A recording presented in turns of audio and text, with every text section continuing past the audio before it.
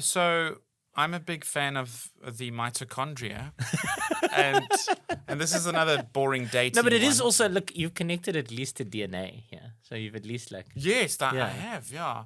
So the mitochondria was first discovered in the 1890s. So I read that book. Did you? Mitochondrial Eve.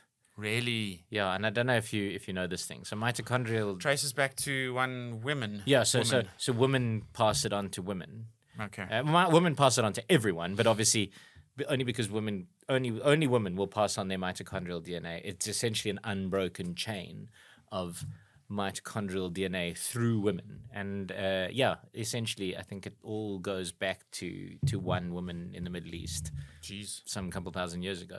I mean, how accurate that is. As in all human types. Yeah, like all humans connect to this one woman.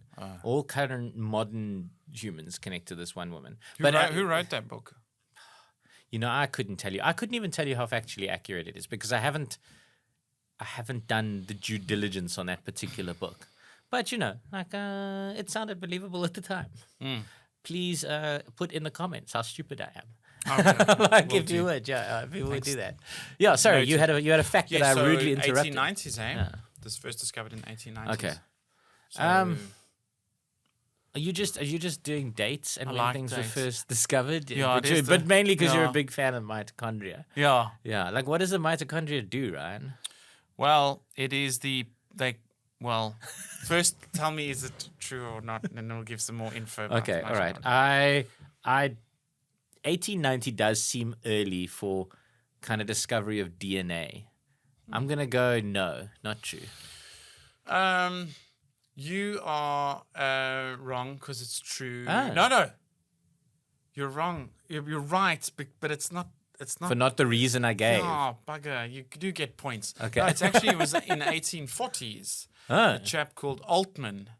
He discovered it. Really is 18 No, I don't deserve points for that. Like I was wildly incorrect. My reasoning was because mitochondria. If you look at a cell, in high school, you could.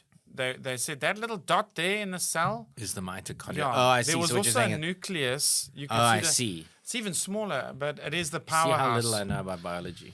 They call it the powerhouse of the cell, so it makes the ATP, which is used as chemical energy in the cell. But it's tiny and it's fascinating. But then also is responsible for other things, including the death of the cell. So somehow the mitochondria is also linked to that. But it's the powerhouse. It manufactures the fuel of the cell.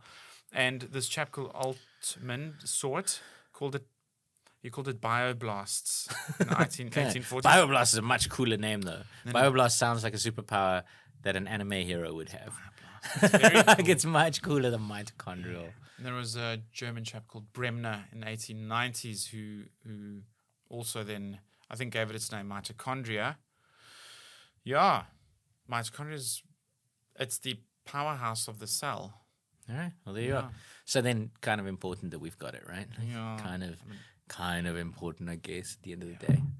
I don't, listen, tiny. I'm blagging this entire section. Did you see Colin Moss's Facebook post the other day? No. He had a cell photograph. Oh, yes, I did. The photograph really close up. I mean, this is going to translate beautifully for the internet. Did Disney, add color to that? Like, it was so colorful. It was so extremely. colorful. Like, if you haven't seen it, it's a photograph that a couple scientists, where they used the most powerful microscopes available, and they super zoomed in on a cell, and they took a photo of it, and it looks like a traffic jam. It's essentially what it looks like. It's really looks like a scene out of that movie with that futuristic movie with Harrison Ford.